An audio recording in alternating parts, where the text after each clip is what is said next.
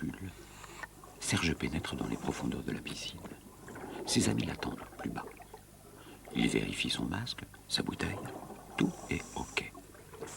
Dans l'eau, Serge coordonne ses mouvements, joue avec l'air qui s'échappe de son détendeur. Plus tard, au bord du bassin, c'est presque un autre Serge qui se déplace. Il est paraplégique.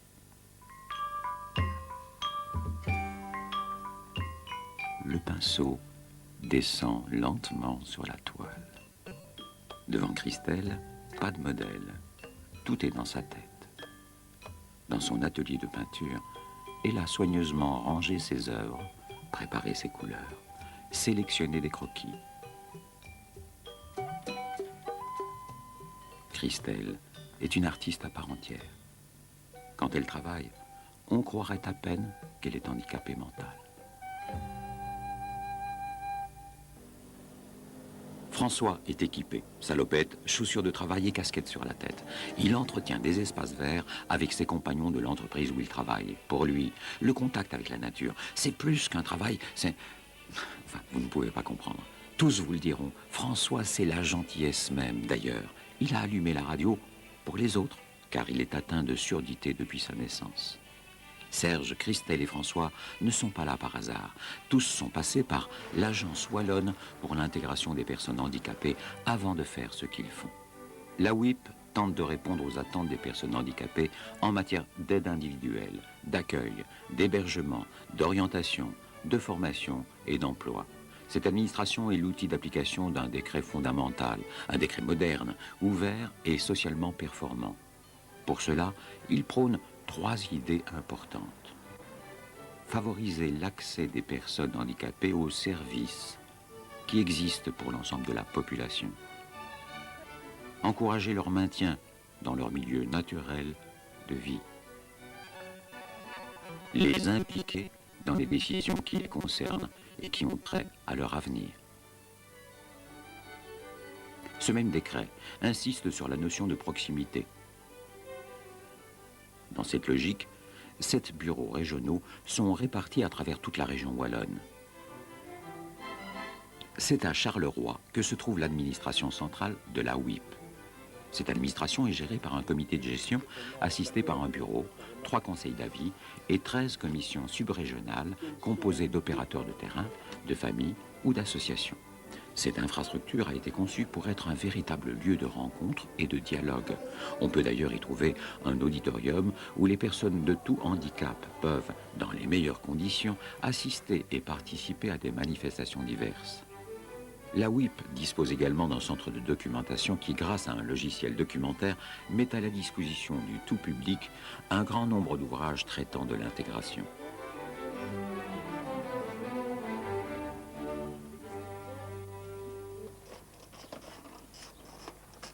Un an déjà. C'était l'été. Serge a poussé la porte du bureau régional de la WIP. Il s'est entretenu avec Catherine, attachée en intégration professionnelle. Ensemble, ils ont clarifié ses désirs et ses besoins. Catherine a trouvé les moyens de les rencontrer. Car, pour Serge, sa passion, c'est bien entendu la plongée sous-marine. Mais c'est aussi une formation en informatique qu'il suit dans un centre de formation professionnelle spécialisé. Ici, comme d'autres, Serge a trouvé une réponse adaptée à ses besoins, tout en tenant compte du marché de l'emploi et de ses capacités physiques et mentales. L'alternance des périodes de formation en centre et en entreprise renforce les passerelles avec le monde du travail et accroît ainsi les possibilités d'intégration professionnelle.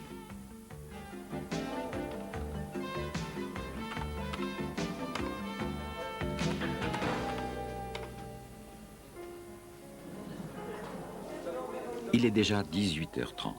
Le souper sera bientôt prêt. Il est vrai qu'avec Christelle et ses amis Daniel, Anne et Corinne, effectuer les tâches ménagères du foyer où elles se retrouvent, c'est une question de détail. Christelle est accueillie depuis 2 ans à La Ramure, une structure résidentielle où chaque jour, ensemble, elle crée une ambiance chaleureuse avec bien entendu un encadrement et un suivi particulier. Christelle, qui ne peut s'adapter à un rythme de travail continu, peut ici exercer des activités variées, adaptées et valorisantes ou tout simplement s'isoler.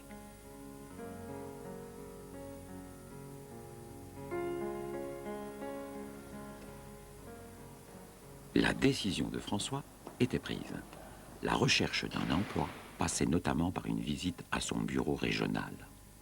Après avoir rencontré un médecin et un psychologue, il a été informé des possibilités d'intervention auprès des employeurs. François était confiant. Et c'est presque sans surprise qu'il a décroché un emploi dans une entreprise. François s'est alors présenté à l'atelier 85 et y a été engagé. Nous avons rencontré son employeur. La qualité principale d'un travailleur, en tout cas d'un travailleur de l'atelier 85, c'est sa volonté. Il y croit, il pense et il vit l'entreprise un peu comme un indépendant. Et c'est, je crois, la plus belle force de notre atelier, c'est d'avoir des travailleurs qui croient en ce qu'ils font.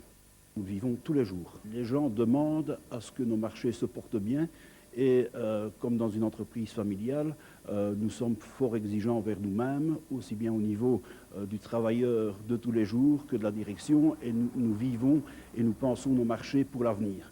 Je pense que le personnel, tout comme moi, sommes très fiers de ce résultat et c'est un peu l'orgueil nécessaire à l'avancement de l'entreprise, comme je l'ai déjà dit. Et c'est aussi une intégration par le travail qui est fort importante et pour moi et pour les travailleurs. La WIP est également compétente pour une multitude d'aides et de services de proximité, comme les services d'aide précoce.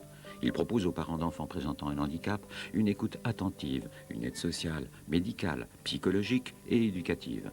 Il procure dès la naissance une assistance à domicile et dans les milieux de vie des enfants. Une de leurs démarches essentielles est aussi d'entretenir des collaborations avec les crèches ou les écoles.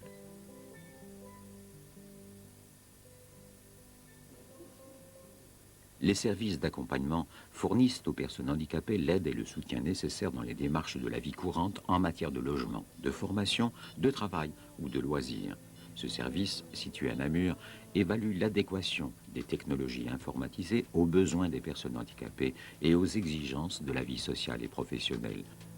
Les résultats sont surprenants. La WIP octroie de nombreuses aides et primes à l'emploi, favorisant l'intégration professionnelle des personnes handicapées.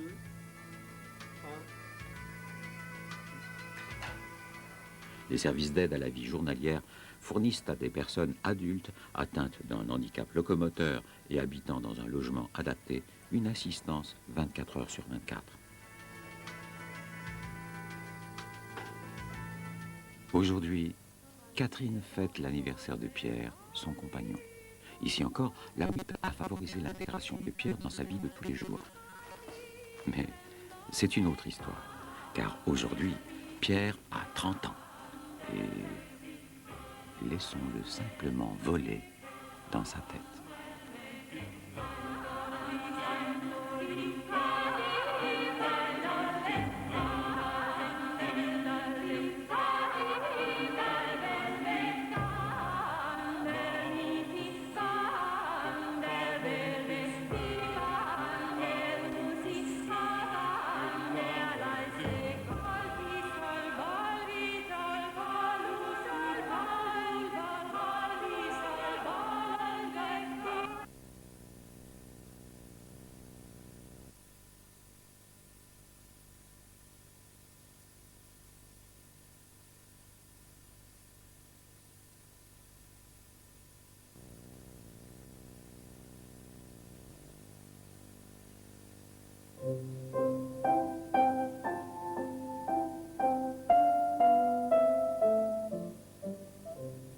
Tu te remets debout, tu passes au-dessus là-bas. Vas-y, à quatre pas, tu remontes. Voilà. Doucement, hein, doucement. Tu contrôles. Voilà. Voilà. Et hop, de nouveau à quatre pattes. Voilà. Hop là. Allez, tu refais la même chose dans l'autre sens. Voilà. Tu fais attention quand tu remets debout, hein. Voilà.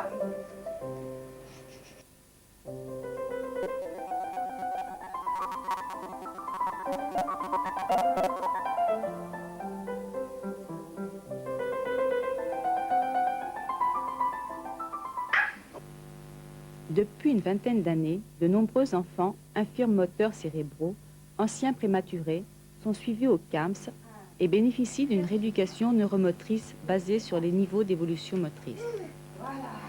Il est reconnu des équipes suivant des enfants avec handicap moteur central que des troubles sensitifs, perceptifs, praxiques, sensoriels peuvent être associés au handicap moteur et entraver les divers apprentissages.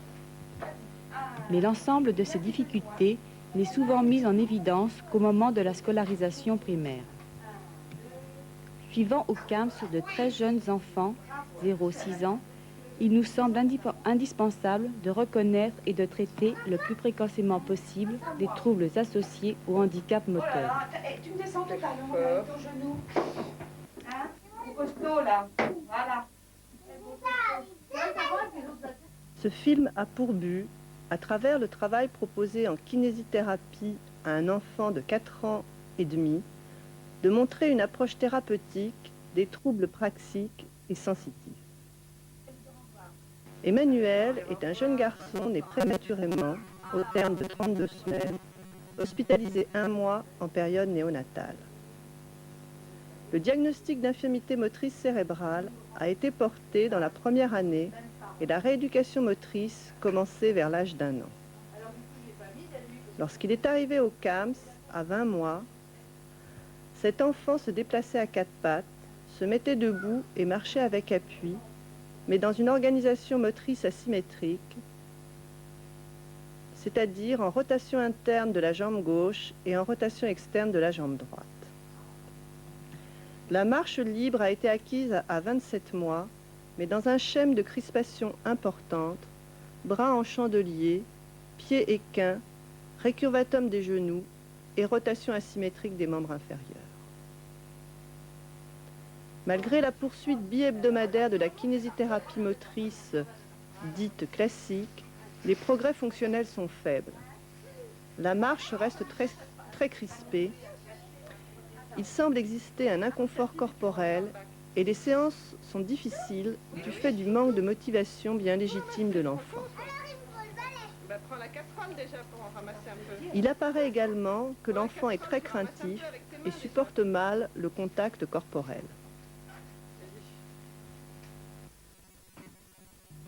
À l'âge de 3 ans, un examen par le professeur Bullinger, neuropsychologue consultant au CAMS, confirme les difficultés sensitives, c'est-à-dire un contact tactile difficile, une crispation de l'ensemble du corps, un refus du déshabillage et le besoin constant de porter des habits très près du corps.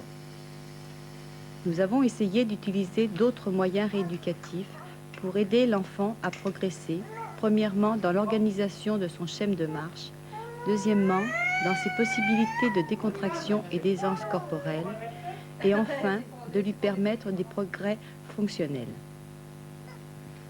Le jeune âge des enfants suivis au CAMS nécessite que les moyens rééducatifs utilisés respectent son caractère ludique et lui permettent une participation active. Vous allez découvrir Emmanuel à l'âge de 4 ans et demi dans les différentes situations rééducatives proposées depuis 18 mois qui ont été artificiellement décomposées. Premièrement, l'amélioration du schème de marche.